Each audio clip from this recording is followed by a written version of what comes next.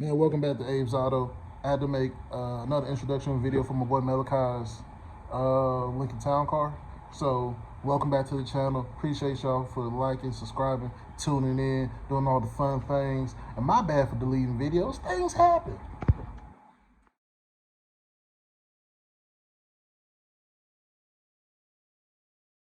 Bam, and we back. So we got my boy. Man, introduce yourself.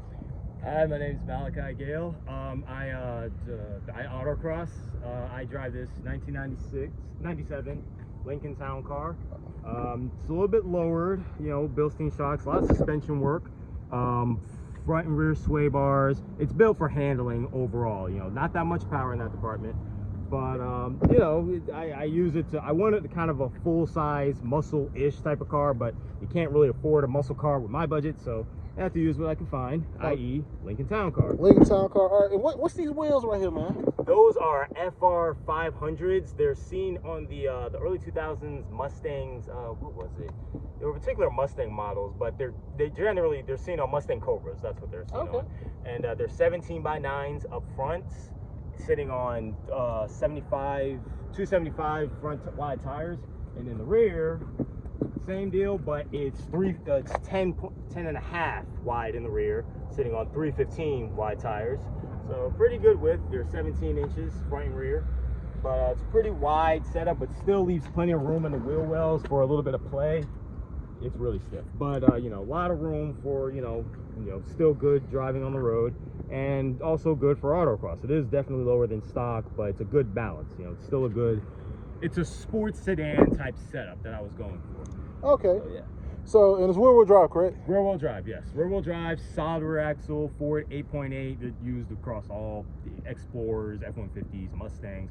In the 90s, used them. So, yeah, anybody knows Fords, they know the Ford 8.8. So, yeah. All right. So, limited slip differential? Yes, it has a not the Ford track lock. It uses a Detroit locker. I wanted the track lock, but the shop I had do the install might have misheard me, and Detroit locker it is.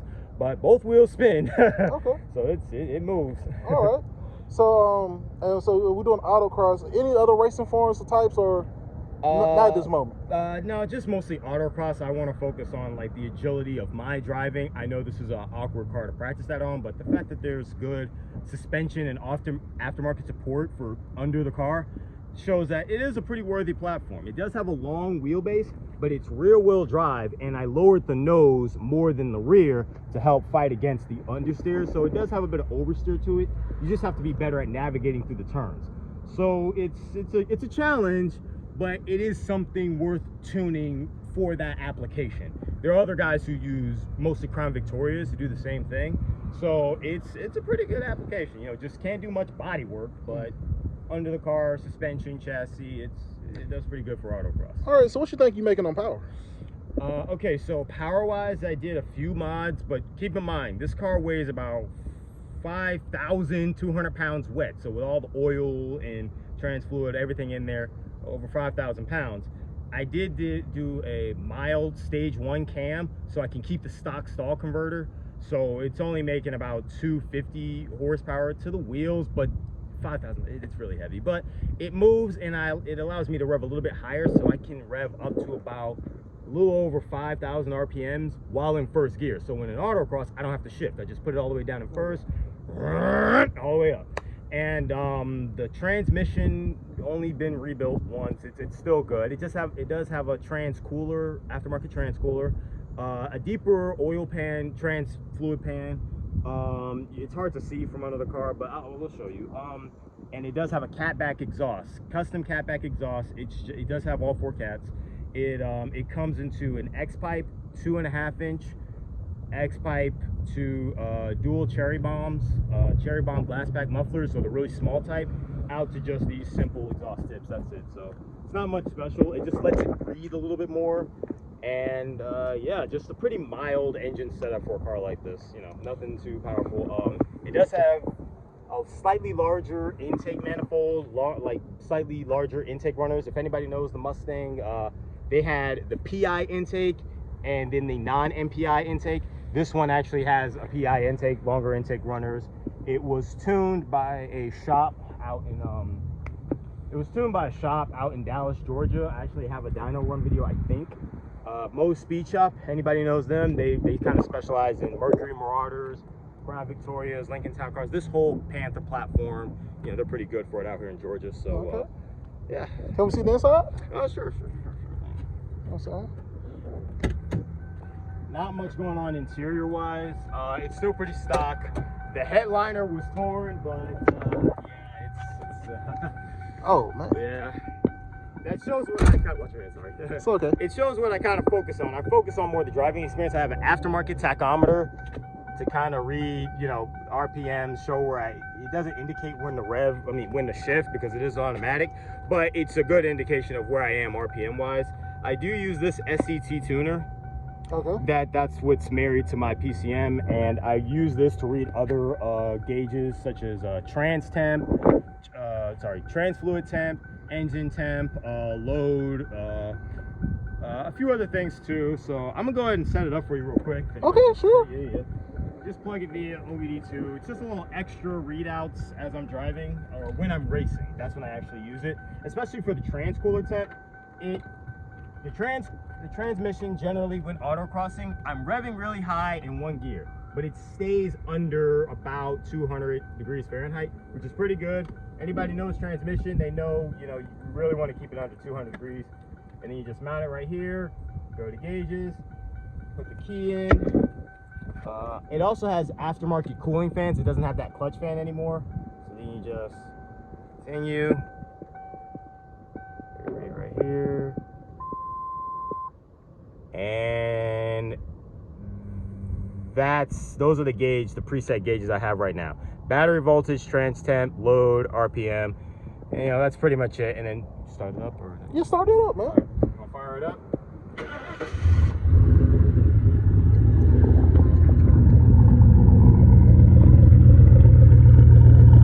what the idle's like. It does still have forecast, but it doesn't sound that aggressive. I'll give you a quick rev real quick.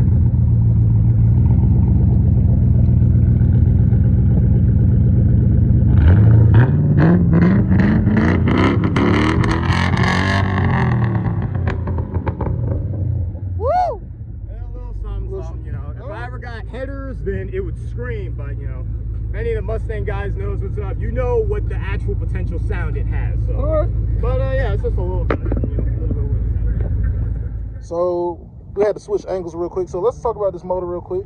Okay, so the motor is a 4.6 liter 2-valve out of a 04 Mustang.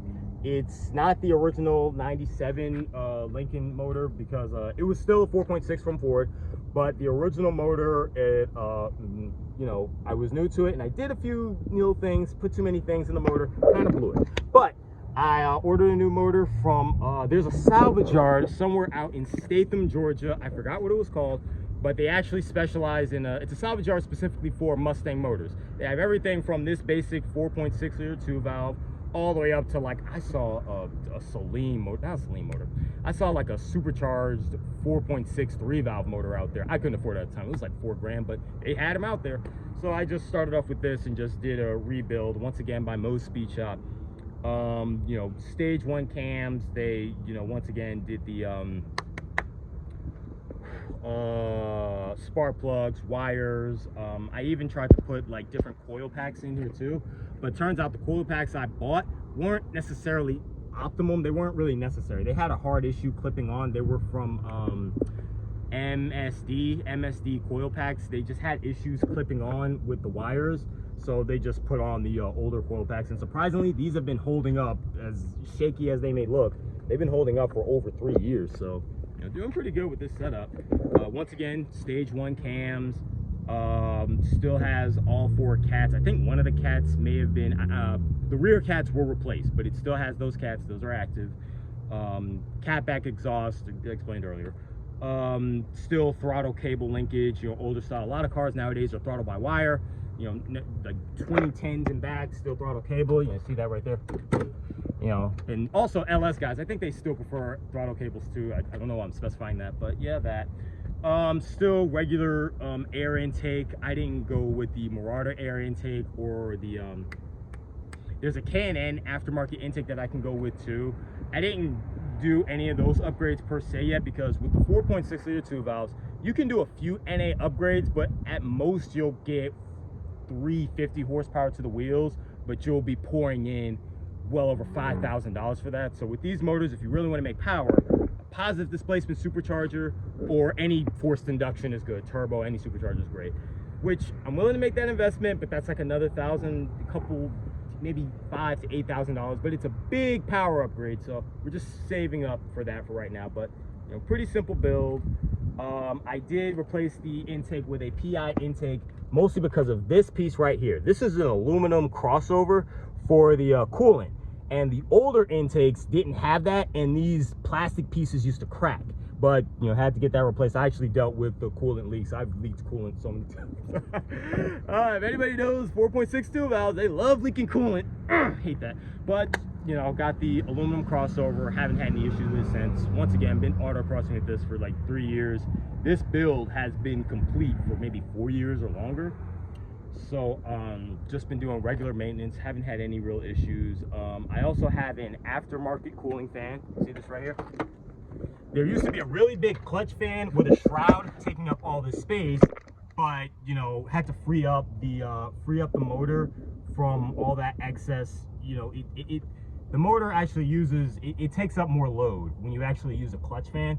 So I had that replaced with a electric cooling fan. This is from a Ford Contour van. If anybody knows those V6 Ford Contour vans, these fans actually move high CFM air. They move a lot of air, keeps everything cool, never had any overheating issues, so on and so forth. It uses this aftermarket fan controller, nothing big. It does have 3 relays, 2 to each fan. I tried using the original setup, which is just 1 relay, but it kept blowing fuses. So yeah, 2 relays helps regulate all the power. No issues, no cooling issues. Everything stays pretty regulated. And this has been my daily for the past 4 years since this build's been done. I've owned it before that, probably 5 or 6 years now. Wow, I owned this car for a long time. But yeah, it runs pretty good. It's a very simple, mild, sporty build. Not too fast, but it cruises pretty good. It still has the stock rear end gear ratio, so it's probably like a 307 or something like that. It cruises, like, it eats up the highway. You can cruise at 80 miles an hour going up north, wherever, no issues. The low end torque is pretty weak. It's about maybe 230 torque, but it moves. It's not a slouch, but you know, you're not winning any light to light races. But once again, for autocross, so it's mostly to test my skill as a driver. When you get your speed up, you can maintain that speed through the slalom. That's what I generally try to do. It's not until most autocross events they have this corkscrew towards the end where you have to come all the way around, make a 190-degree turn. Think Too Fast, Too Furious, but that barrel race. You know, at the very end they have to make a hard 90-degree turn. Yes. Every autocross event has a last spin like that has you come back to the end of the track. There's a little bit more room. This last race there wasn't. It was just one cone spin around it, so that was fun.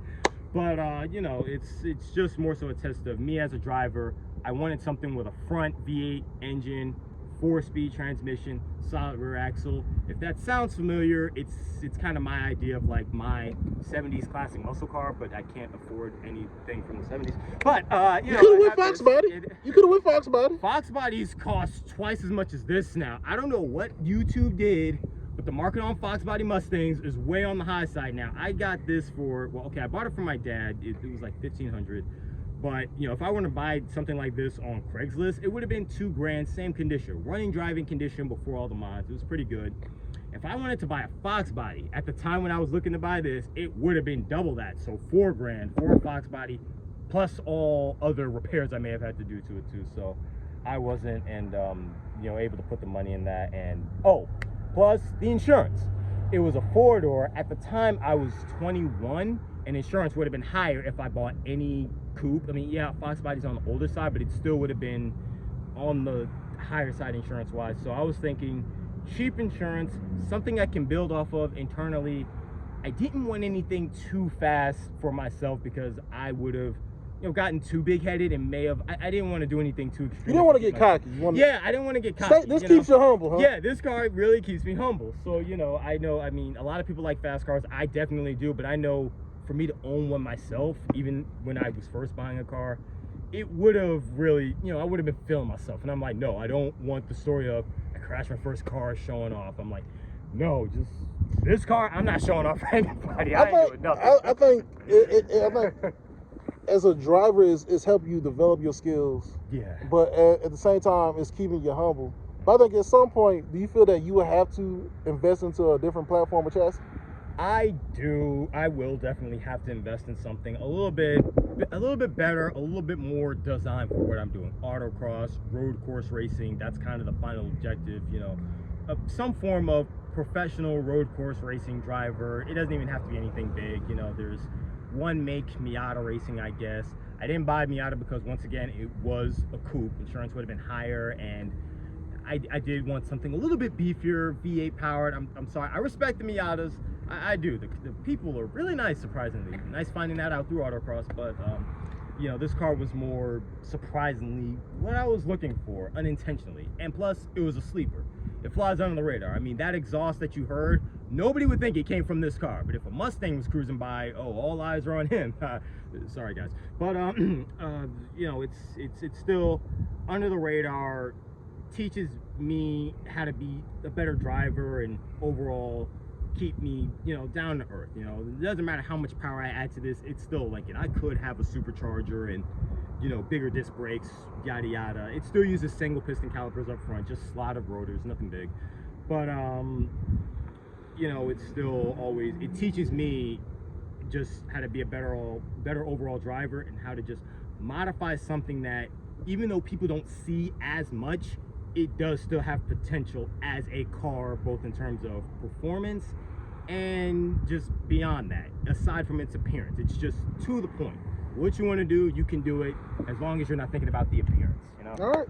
So, man, I'm going to say this. We thank you once again, Abe's Auto. Thank you so much, Avery. Yeah. I appreciate you, bro. Hey, man. And like I said, man, I need to actually come to one of your events and see you race.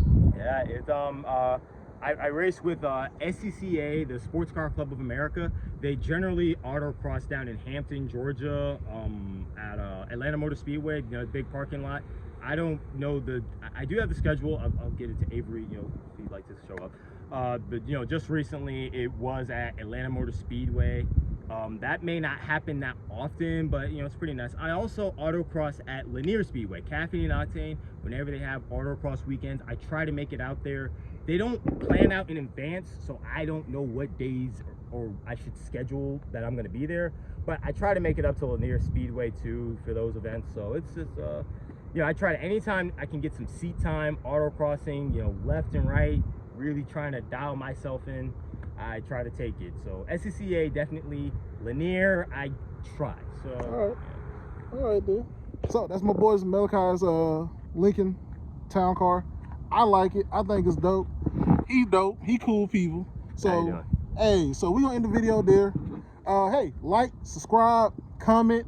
All your feedback help grows the channel. We had 125 subscribers, and we trying to grow the channel. We trying to get to 1,000. Let's make it happen. Follow this man Avery. The quality of his videos is slowly growing. He always appreciates your help, subscription, comments, any questions. Help out my man Avery. Trust me.